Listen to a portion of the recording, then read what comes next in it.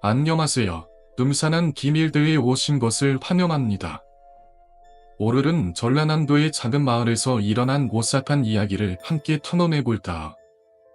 아름다운 소녀 바냐를 둘러싼 신비한 사건들, 그리고 그녀에게 매료된 많은 남자들이 죽음에 이르는 이야기가 펼쳐집니다. 이 집안에 숨겨진 비밀은 무엇일까요? 여러분은 이 어둠 속으로 들어가 그 비밀을 찾을 용기가 있으신가요? 오늘 들은 이야기는 바냐라는 아름다운 소녀에 관한 것입니다. 그녀는 마을의 많은 남자들을 매혹시켰지만 그녀에게 반환하는 남자들은 모두 신비로운 죽음을 맞이합니다. 이 모든 것은 바냐가 16살이 되기 전의 이야기로 시작됩니다. 과연 바냐는 이 기륵적인 운명에서 벗어날 수 있을까?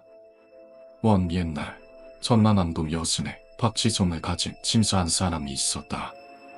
그에게는 바냐라는 수영딸이 있었는데 외모가 무척이나 아름다워 마을의 청년들 중 그녀를 마음에 두지 않는 이가 없었다.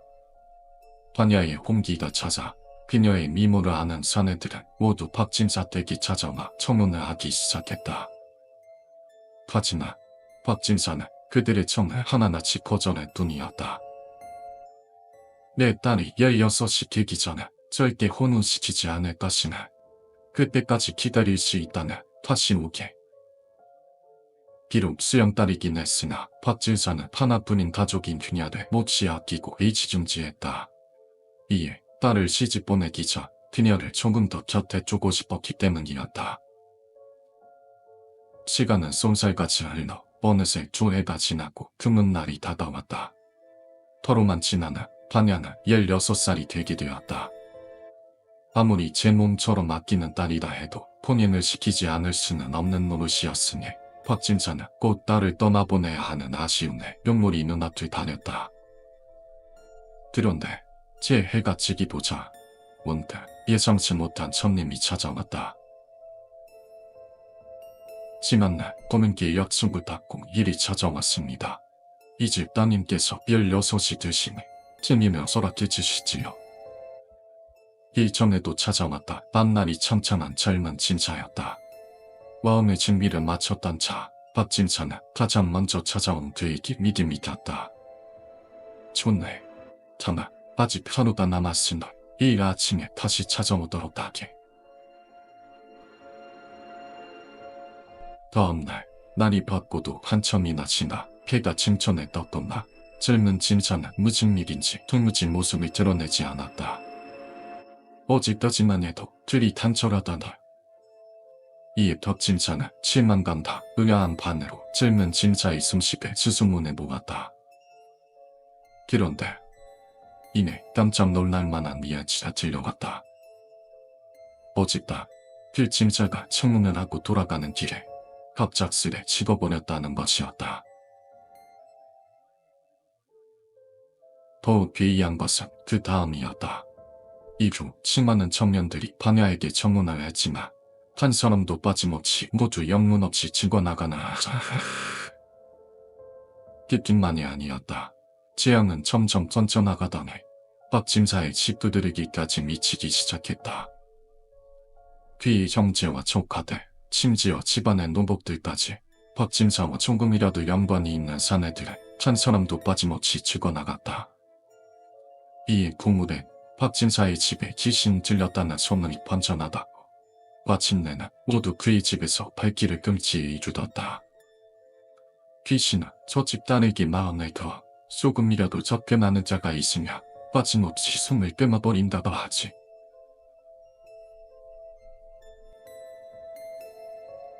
박진사의 곁에는 오직 딸만이 남게 되었고 그들 2명은 아무도 도움을 주지 않는 가운데 어렵사리 생활을 이어가게 되었다. 그러다 다시 해가 돌아 한겨울이 왔을 때 그의 집에 뜻밖의 손님이 찾아왔다. 저는 7정도에서 김어묵이라 합니다. 런민의 소문을 듣고 길이 찾아뵙게 되었습니다. 울지 마먹겠지요. 기록 힘색은 남모에서가 눈빛이 맑고 기골이 점대한 것이 두센 무인의 지질이 본인의 사내였다. 멀리서 오느라 소식이 미정나보구나. 법진사는 씁쓸한 웃음을 지으며 그간 있었던 일을 모두 말해주었다. 그러자 김씨는 손난지직을 부이며 박질사에게 따졌다. 대체 귀신 따위가 어디 있다. 그런 속된만으로 저는 이거 마시는 겁니다. 전금 내 말에 털끝만큼의 거짓 또 없네. 자네까지 역설을 당할지 모려나 헛소리 이곳을 떠나게라.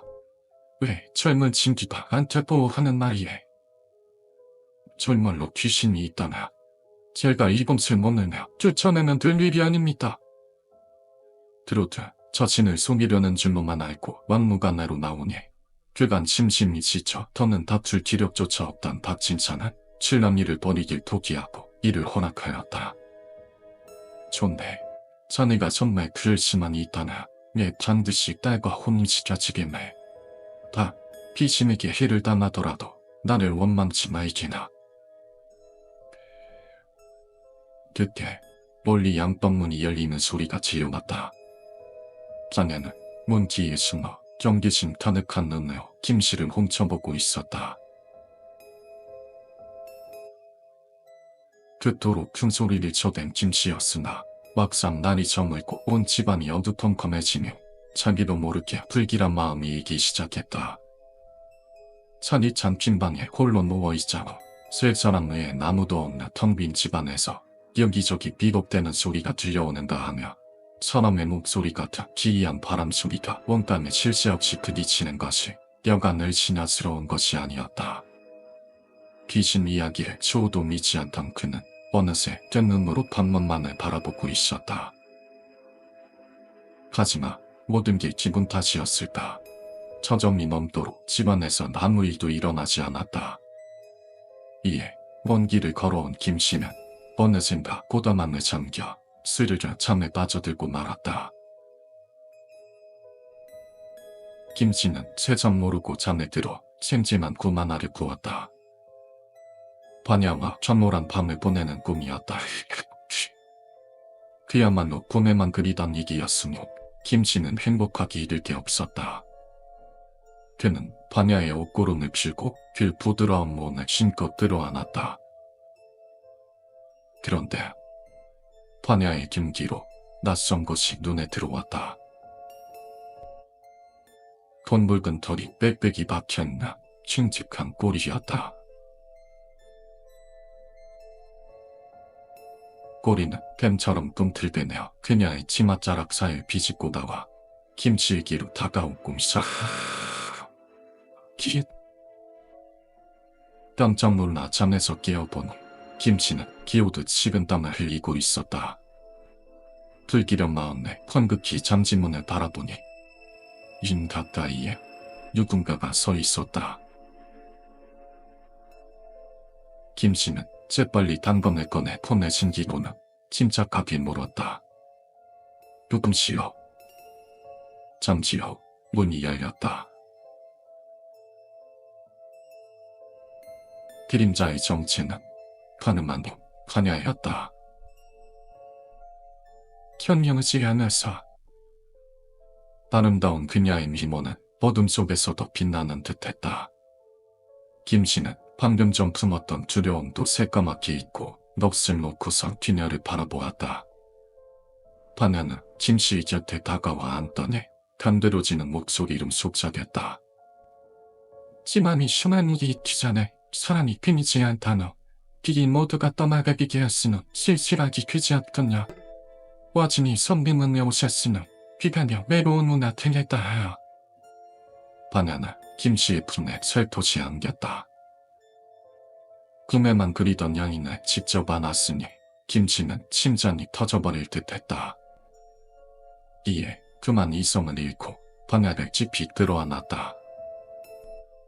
그런데 그때 반야의 치마 아래 뭔가가 눈에 들어왔다. 꿈에서 보았다. 흉측한 꼬리였다. 깜짝 놀란 김씨는 재빨리 단검을 꺼내 자신을 끌어안은 그녀의 손에 깊이 찢는 일이다. 빈모은 진도벽 어느샌가 한 척이나 되는 길이로 자라 있었다. 곧바로 치마를 들춰본 후 그 안에 털이 빽빽이 닥쳐 6갈래의 꼬리가 뱀처럼 꿈틀대고 있었다. 화는 고통을 겨운 비명을 내지르던 이노 본 모습을 드러나지. 그녀는 6개의 뿌리를 다져 육미공이었다. 김치는 뼈를 거칠게 밀쳐 넘어뜨리고는 목을 조르며 소리쳤다. 내 놈을 누구냐? 그녀는 오래전부터 여수땅 광대봉에 살던 여우로 천을 지나는 사람들이 산을 대하려 뼈력을 길러오고 있었다. 그러던 어느 날, 그날도 산속에서 사람을 해치 다시 여우로 돌아가려는데 미처 본 모습으로 돌아가기 전 누군가와 마주치게 되었다. 얘야, 무슨 일로 홀로 이런 곳에 있는 기냐? 아내와 딸의 성묘길에 나섰다. 덕질사였다. 영희가 둔갑한 모습을 보고 그저 길 잃은 소녀인 줄로만 한 박질사가 그녀를 자신의 양딸로 삼고 친자식처럼 키우기 시작했다. 얼마 전 길이의 사고로 잃은 딸이 생각났던 까닭이었다. 내 너를 딸로 섬을 태워 너도 이제 나를 아기로 여겨다오. 난생 처음 받아보는 호의에 여우는 여지껏 경험해보지 못한 호기심을 느꼈다. 처음엔 그저 박진사를 예임해 당을 빼먹을 생각이었지만 어느샌가 자기도 모르게 정말로 길 잃은 소녀인 채 그의 호의를 잠자코 받고 있었다. 그저 박진사의 보살핌을 조금 더 받고 싶은 생각뿐이었다. 계속되는 대가 없는 헌신에 박진사에 대한 여우의 마음은 점차 애틋함으로 변해갔다. 박진사는 어떨지 몰라도 그에 대한 전야의 마음은 어느새 아버지를 대하는 마음 그 이상으로 커져 있었다. 반야는 박진사를 사랑하게 된 것이었다. 하지만 행복한 시간도 잠시 서른 나이로 혼인할 때가 다가오나 그녀는 불안감이 일기 시작했다. 이대로 혼인을 해버린다면 영영 박진사와 떨어지게 될 것이 뻔했기 때문이었다. 이에 첫 구원자가 돌아온 날 그녀는 야밤에 몰래 집 밖으로 나섰다. 그리고는 구원자의 길을 쫓아 뒤에 모두 물어 뜯어버렸다. 비만의 가능성조차 남기지 싫었던 그녀는 자신을 찾아나 구원자 그분과 집안의 팔을 지지며 사내랑 사내배 그럴 줄 신을 끊어버리기 시작했다.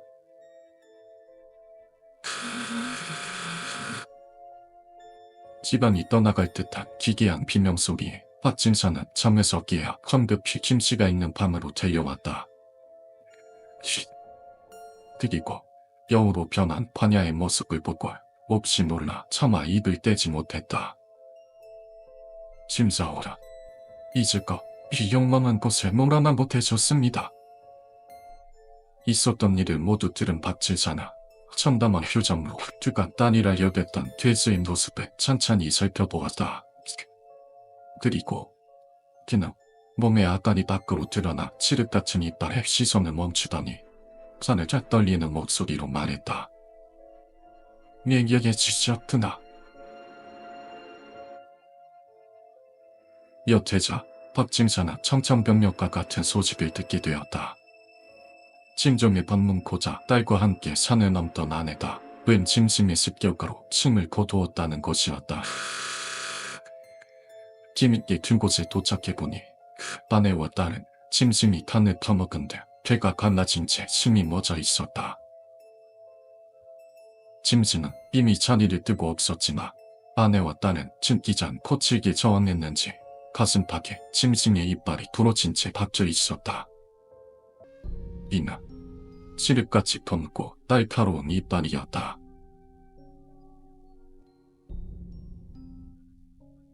단단히 포박된 여우는 대초롭게 박진사를 보며 흐느꼈다.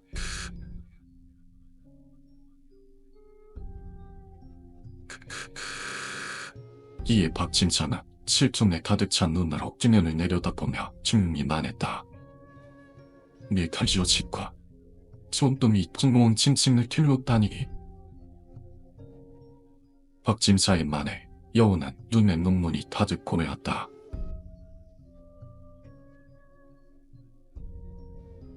박진사와 김씨는 수벗된 여우를 들쳐내고서 인적주문 쌀속으로 향했다. 그리고 적당한 굴에 이르러 그 안에 몸을 던져 넣었다. 가봐지, 저기세요. 제가